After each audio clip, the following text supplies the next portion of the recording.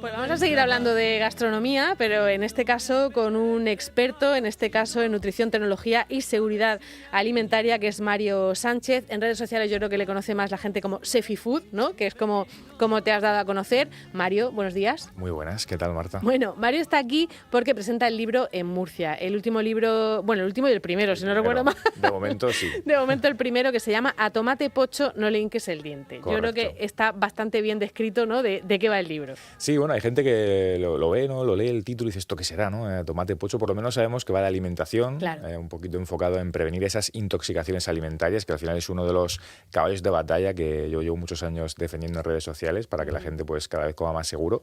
Y ahora con el libro pues hemos extrapolado un poquito esos contenidos, ese conocimiento de alimentación un poquito más técnico, pero está hecho de forma muy para todos los públicos y muy, muy sencilla para que cualquiera lo pueda consumir. Claro, porque es verdad que llama mucho la atención cuando se produce una intoxicación en un restaurante porque en una celebración ha habido un problema o hemos vivido aquí, por ejemplo, algún verano el tema de la carne mechada en una fábrica, claro, porque son cosas que afectan a más personas a lo mejor o son más llamativas, pero no es ahí donde se produce la mayoría de las intoxicaciones, ¿no? Claro, cuando la gente cuentas que la mayoría de intoxicaciones se producen en casa, se lleva un poco las manos a la cabeza, ¿no? Se sorprende y es así, porque claro, cuando vemos esos casos que decías tan llamativos en bares, restaurantes, al final, si comparamos con toda la cantidad de comida, ¿no?, que se consume preparada a diario en estos establecimientos, son cantidades o son casos ínfimos, ¿no? Muy poquitos. Lo que pasa es que hace mucho ruido en la prensa, ahora en redes sociales, todo esto se consigue, ¿no?, un altavoz muy grande, cuando realmente es en casa donde nos confiamos, tenemos un entorno seguro y podemos cometer malas prácticas, ¿no?, de manipulación de alimentos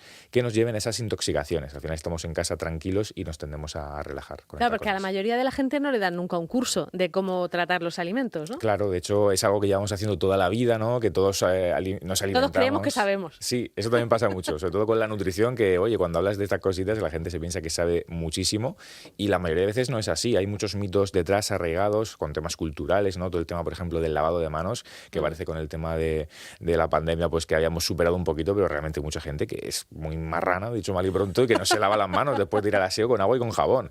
Entonces, esto cuando manipulamos alimentos hace que esos posibles microbios patógenos que están en nuestro cuerpo, en la piel, en muchas zonas, puedan pasar a los alimentos y por ahí viene la mayoría de estos problemas. Vale, entonces empezamos el libro diciendo lávate las manos. Sí, y cada 4 páginas lávate las manos. Lávate las manos con agua y jabón, que luego hay gente que dice, no, un poquillo con agua, tal. No sirve. El jabón es lo que mata realmente a esos bichillos, ¿no? Entonces, en el libro encontramos muchas prácticas relacionadas con estas malas recomendaciones que a veces llevamos a cabo, ¿no? Malas prácticas, valga ahí la redundancia, del lavado de manos, de manipular, por ejemplo, alimentos crudos, el huevo, ¿no? El huevo y la salmonela nos suena un montón. También el pollo crudo son alimentos especialmente sensibles que si tú los tocas con tus manos desnudas y no te lavas las manos, luego tocas el cuchillo, la tabla, la encimera, ya lo has puesto Mezclas perdido. cosas, ¿no? Mezclas cosas de un lado para otro. Bueno, vamos a empezar por el principio, lavarse las manos, fundamental. Luego, otra cosa fundamental es saber que cuando tú compras un alimento en un supermercado, ha pasado por un montón de criterios de seguridad, pero el problema muchas veces se produce en cómo lo tratas tú, ¿no? Desde el supermercado hasta tu casa y luego en tu casa. Exacto, porque en el supermercado hay muchos tipos de materias primas, ¿no?, de alimentos. Los que están procesados ya tienen el calor, ¿no?, el tratamiento térmico de serie y otras tecnologías y garantizan pues que estén en buen estado, incluso estando luego en casa, ¿no? Luego, efectivamente, hay materias primas crudas, sin tratar. Pescado, carne y huevos son el ejemplo típico. También los vegetales nos confiamos mucho pensando que no van a estar sucios cuando vienen de la tierra, ¿no?, del campo, de los cultivos, y también pueden tener esos patógenos que al final están en el ambiente, esos microbios que son los que nos causan enfermedades. Entonces, en un supermercado todo se controla muchísimo, pero efectivamente pues hay cosas que vemos en los etiquetados, las fechas de caducidad, el tema de una vez abierto el envase que dure no sé cuánto tiempo. Eso a veces nos lo pasamos un poco a la torera, ¿no?, por el forro de muchas zonas, y eso es lo que luego provoca que en casa pues tengamos esos problemitas, ¿no?, cuando ya nos confiamos. Bueno, y que no es lo mismo conducir en un coche con la compra llena en el maletero en Asturias que en Murcia con la temperatura que tenemos en Murcia. También. Aunque con eso he de decirte que hay un poquito de mito, porque incluso las temperaturas de Asturias o temperaturas de, ya te digo, incluso 10, 12, 15 grados, que eso es mucho frío en una casa, es una temperatura realmente ideal para los microbios. Es decir, ellas tienen un rango de temperatura que en la temperatura ambiente tirando hacia el calor, 35, 40 grados, es cuando más crecen, no es como su temperatura óptima de crecimiento. Por eso en verano se dice que ojo con el huevo, con la ensaladilla y tal. Pero es que en Murcia eso hay que hacerlo desde mayo hasta octubre. Exacto, aquí no tenemos escapatoria en ese sentido. Pero es que incluso aunque haga frío aparente en casa, también es una temperatura que si tú dejas el filete de pollo descongelándose a temperatura ambiente, también tiene riesgos, porque es una ventana de temperatura propicia para estas bacterias. Lo único que paraliza realmente, que ralentiza, es su crecimiento es el frigorífico, por eso la comida al frigorífico, no es por otra cosa, y luego si congelamos sí que es como que se frena ese crecimiento y el alimento puede durar pues muchos meses, ¿no? Y si lo cocinamos muy bien también, en teoría, ¿no? Correcto. Lo que hacemos al cocinar es matar esas bacterias con un tratamiento térmico que suele ser a partir de 60, 65 grados, suele bastar para matar a la mayoría, aunque en el libro cuento que hay excepciones que ni con esas. Por eso a veces si tú tienes un alimento a priori contaminado, imagínate que has dejado el plato de lentejas toda la noche fuera del frigorífico. Y dices, pues todo lo caliento, que el calor lo mata todo. Pues vaya a ustedes a saber que no. Porque hay algunas bacterias que aguantan muchas temperaturas muy altas, incluso más de 100 grados, porque funcionan a base de esporas, toxinas, que son componentes que segregan y que se pueden aguantar esas altas temperaturas. Entonces, una vez que está el estropicio hecho, ya no hay a veces escapatoria. El alimento hay que tirarlo, si no te puedes intoxicar por mucho que lo calientes. Eso pasa a veces y es una de las cosas que más cuesta entender. Por eso lo importante es buenas prácticas y prevenir antes de que suceda. Vale, en el libro viene todo esto con mucho detalle y además con sentido del humor, ¿no? Sí. Y con una forma así muy, muy coloquial de decir las cosas, como por ejemplo eso de que no te comas todo lo negro. A ver, ¿eso cómo es? Ese me viene arriba, ¿no? Como en casi todo el libro que has podido ver. Yo dudé, la editorial, no sé, aquí hay alguien al volante, me dejan poner aquí lo que yo quiera. Lo que yo quiera. No, la verdad que decir que plataforma editorial, que es Los Valientes, ¿no? Que me han dejado publicar, me han dado mucha manga ancha, me han dejado poner casi lo que he querido y a lo mejor otras editoriales no hubieran tenido tanta confianza en eso, ¿no? Han dejado pues usar mucho el humor que yo vengo usando en redes sociales y eso en concreto que decías de no te comas todo lo negro, ¿no? Que se veía una tostada un poco juguetona, porque cada capítulo tiene como un dibujito que ilustra ese juego de palabras.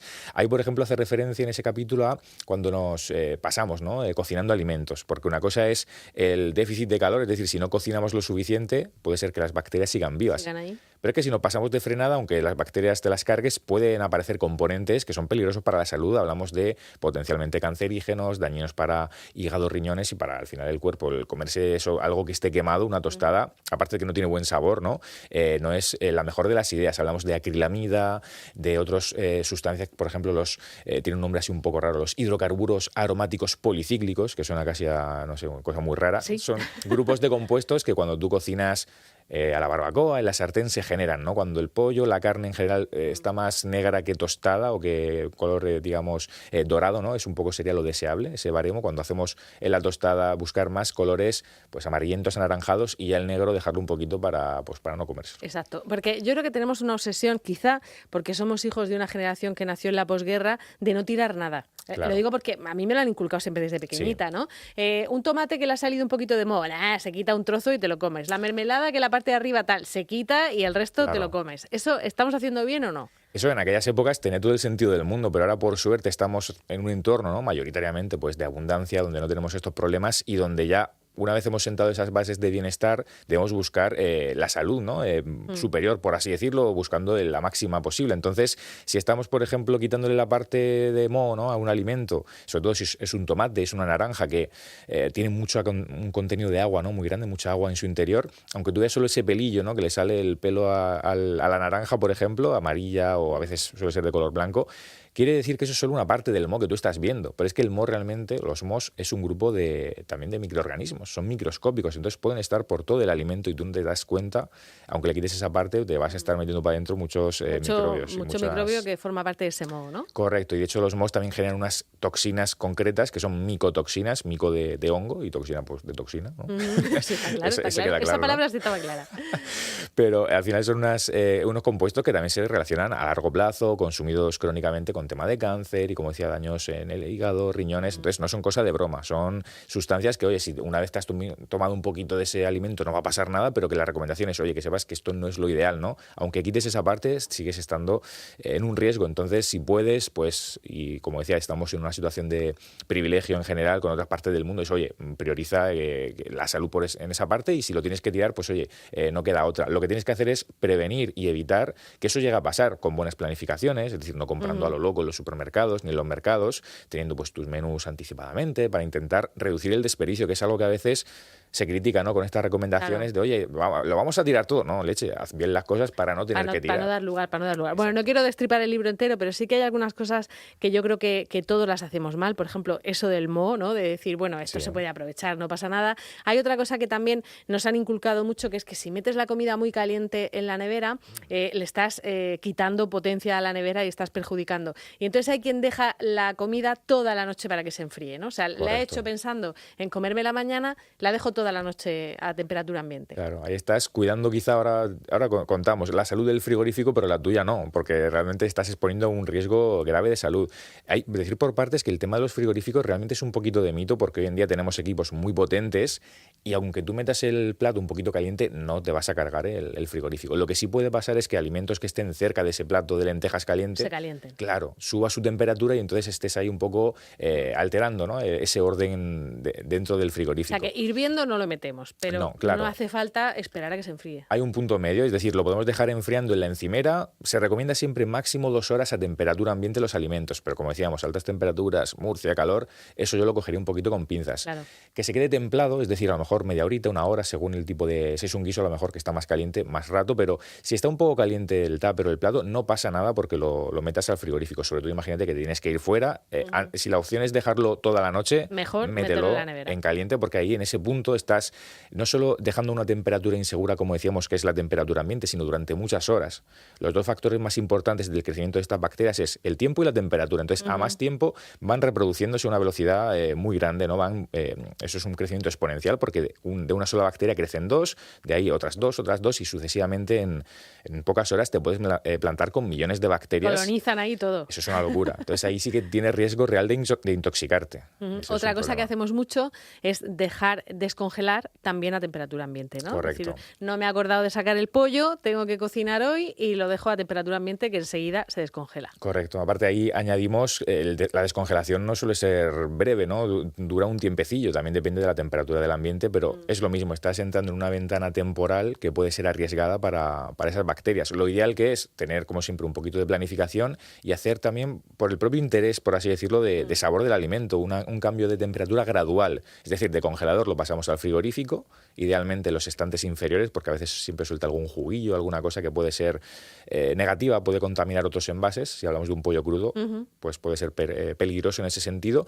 Y luego hay otra opción también que se tiene mucho mito, que es el tema del microondas. El microondas es un electrodoméstico del todo seguro, que no plantea problemas y que para una prisa, es verdad que hay que hacer, bien, ¿no? Claro, con cuidado, porque a veces se queda un poco congelado en algunas partes, no se termina de descongelar bien, pero oye, imagínate que se te ha olvidado dejarlo la noche anterior, puedes tirar de microondas y no pasa nada. Mucho mejor esas 2 opciones, desde luego, que dejarlo a temperatura ambiente durante muchísimas horas. Bueno, ya he dicho que yo no quiero destripar el libro entero, o sea que no vamos a comentarlo todo, pero sí que hay otra cosa que a mí me llamó la atención, que es el tema de la pasta y el arroz, que yo creo que es algo que hemos contado poco, ¿no? El hecho de que te puedes intoxicar también con estos 2 alimentos, en este caso si los has dejado también fuera, ¿no?, de la nevera. Correcto, de hecho hay casos, en el libro se cuentan, hay gente que a lo mejor les suena, de gente que ha llegado a morir por esto, es decir, hablamos de casos extremos, no va a pasar esto por suerte, ¿no? Seguramente no, gente que ha dejado un plato de espaguetis una semana fuera del frigorífico. Ay, mira, es que también para eso hay que estar un poco grillado. En la encimera y comértelo y literalmente te mueres, porque claro. En ese caso ha crecido, o sea, en arroz y pasta,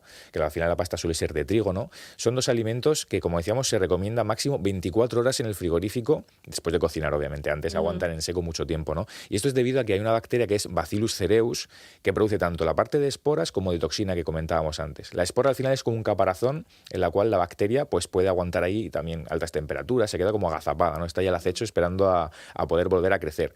Y las toxinas es como si lanzaran pues, un veneno, para que nos entendamos, ¿no? Una toxina es una sustancia que segrega de forma externa a la bacteria. ¿Qué pasa? Que esa bacteria está como espora ahí dormidica, ¿no? Está tranquilica, pero cuando cocinamos, hidratamos el alimento, lo cocemos, estamos haciendo que los nutrientes que están allí vuelvan a estar disponibles. Hay humedad, hay nutrientes, hay alimento, pues la bacteria empieza a crecer. Entonces, si esa bacteria estaba de origen, si tú en el arroz y la pasta los cueces y los calientas, que, como decíamos, aguantan esos 100 grados de temperatura las esporas, la bacteria, ¿no? Bacillus cereus, luego, si tú conservas incorrectamente o durante mucho tiempo, digamos que no hay garantía de que esa toxina no vaya a estar. Si tú dejas en el frigorífico incluso el alimento durante una semana, puede ser que si está la bacteria haya segregado esa toxina que es, como decíamos, bastante chunga y peligrosa. Imagínate si lo dejas a temperatura ambiente, pues todo va a ser mucho más rápido. Entonces, es delicado, máximo 24 horas en el frigorífico. Vale, entonces ya sabemos que los espaguetis como mucho los de ayer. Exacto. Y sí, que tampoco están muy buenos. Al final eso cuesta 8 minutos, no de hacerlo, cocerlo, tampoco merece la pena. Y si no se tira, que no pasa nada.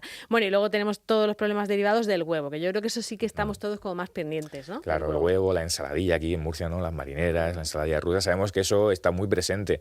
Se asocia mucho a los chiringuitos chiringuitos de playa, por eso que decíamos de que pega más fuerte el calor y cerca de 35 o 40 grados, todavía el problema es más preocupante, ¿no? Porque el crecimiento va a ser mucho mayor.